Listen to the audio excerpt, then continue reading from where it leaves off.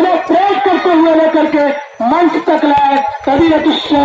जनाब नसीमुल हक काजी साहब को हमारे बड़े बच्चे उन्हें इस्तकबाल करके उन्हें प्रेरित करते हुए उनका स्वागत करते हुए मंच की तरफ ला रहे हैं। फजीलत शेख जनाब नसीमुल हक काजी साहब कुछ ही मिनट में हमारे मंच के पास वो आएंगे।